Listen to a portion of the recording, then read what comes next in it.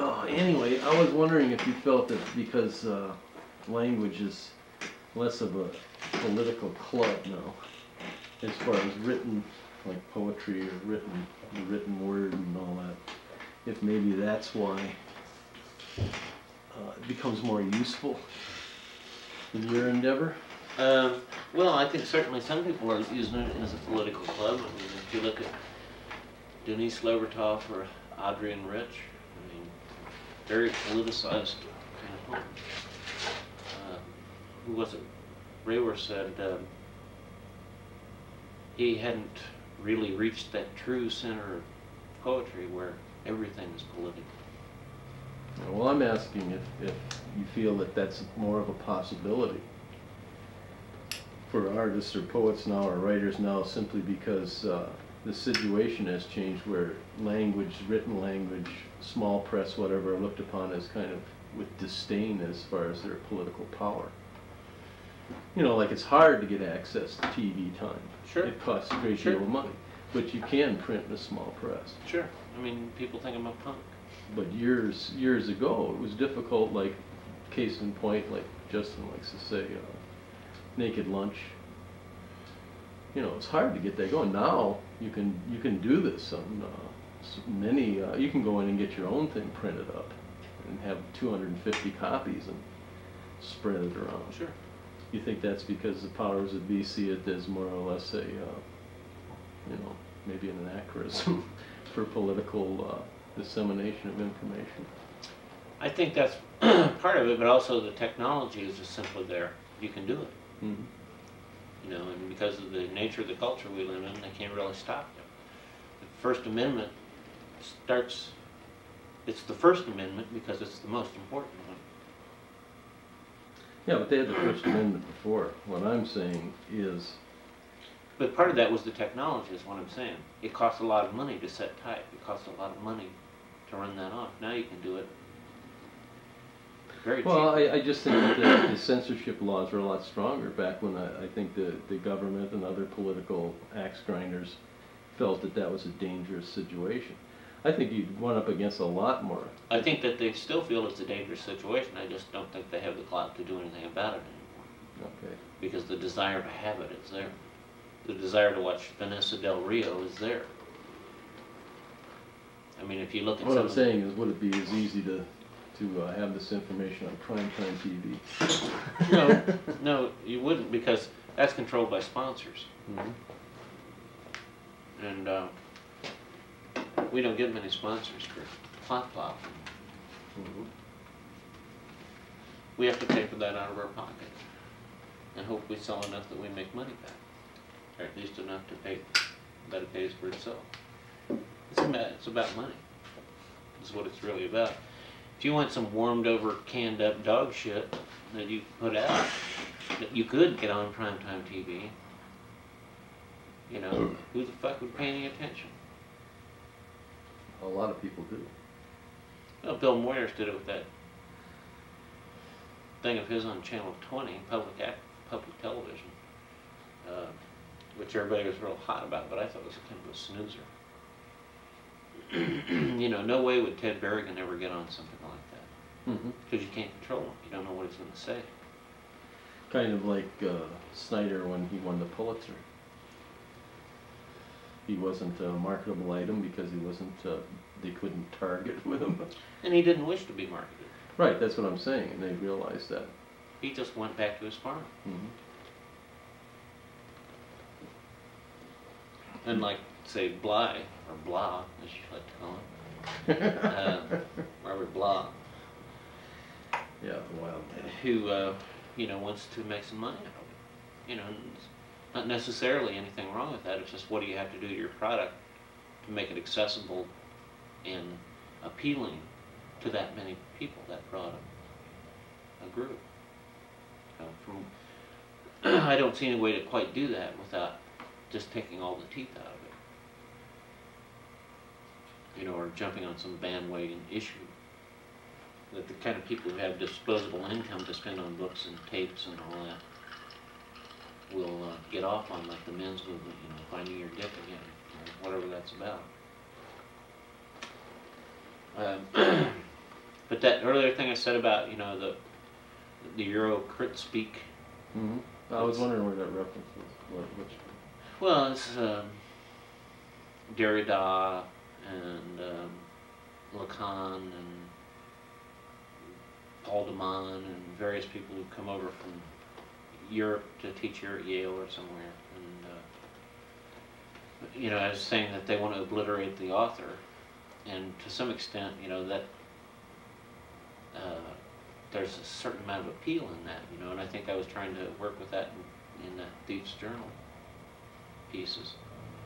But in fact, when I got done, I realized that I really didn't steal that much. Yeah. I ended up just making it my own because it's hard for me to let go of that authority, that control over the material. Make it new. And I'm not sure that that's a good thing or a bad thing. I just think that happens to be where I'm at right now. Mm-hmm. It's hard to let go of that.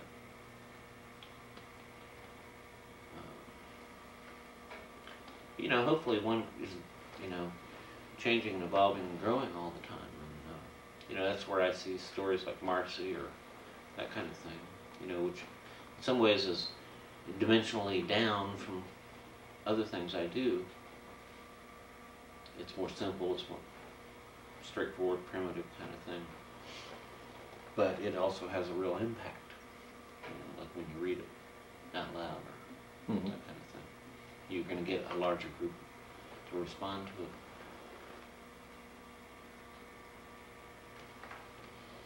The trick is how to do that without losing your teeth. Without losing the edge. You mean as far as informing? Yeah. And as far as, you know, maintaining some kind of truthfulness about how you experience the world. You know, so that you're not just pandering to people to get an audience. We were talking about Bukowski, and where do you think he sits in that? Like, I can read quite a bit of Bukowski, but at some point it just seems like it's not informing me anymore.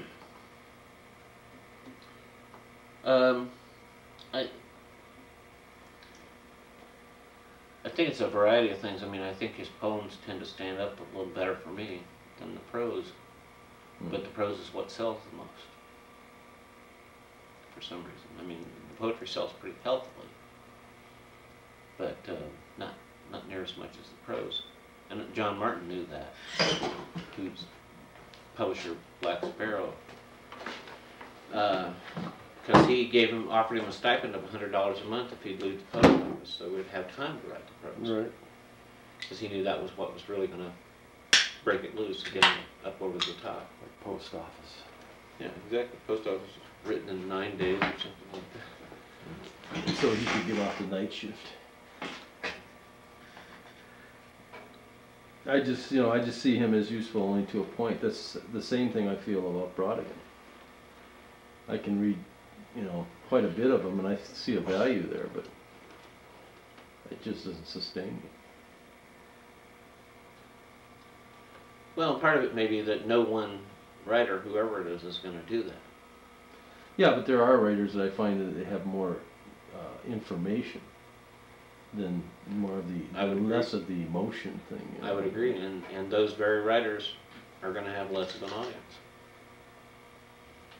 Because you have to work harder at what you're dealing with there. So you're walking that line too. Everybody is. Who doesn't want to just fucking sell out? Do you ever get into the more of the like structural aspects of the poem, more formalized, whatever? I mean, how much do you, like Etheridge Knight used to talk about counting his beats and counting like Midas's gold and all that? I don't do that. You don't do that at all? No. I don't know where it comes from. It just wings out. Well, you have one over on the wall there, really structured piece. That's the one there. Yeah, but it just happened. I mean. Oh, you must have thought about it. It comes to the end and begins again. No, I didn't really. I mean, I was just working on it and it popped out. I said, okay, I like that. I won't have to tear this Well, one. someone like Ted Berrigan has a lot of them, that the structure is, you know, obviously in some way controlled. Well, I'm not saying it's not controlled. I'm just saying that I've gotten to a point now where I just I sit down in the morning and start working, and my good days, which are more than the bad days, I can keep what I have when I get to the end of it. And when it's a bad day, I throw it away. I mean, Well, I guess what I'm getting at is how informative is the structure that it's presented in, you know, the format. I think it's very informative. But it's just not something I sit around and think about a whole lot. I think I did all that thinking, 20 years ago. It got to be a lot of baggage, so I just forgot it. Mm-hmm. Because it was always getting in the way of, dealing with the actual poem that was there on the page in front of me. Yeah, one of the things I was thinking of was Ginsberg's statement about Cézanne and how he was taking colors and the jump between the red and the other. Which I think works great for Cézanne, but doesn't make a hell of a lot of sense. Well, but Ginsberg went after structuring some poems. Exactly, and I don't sense in mind. I understand what he's saying. I just don't know that it makes that much sense.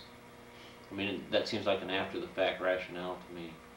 Oh, okay. For doing something, like atomic.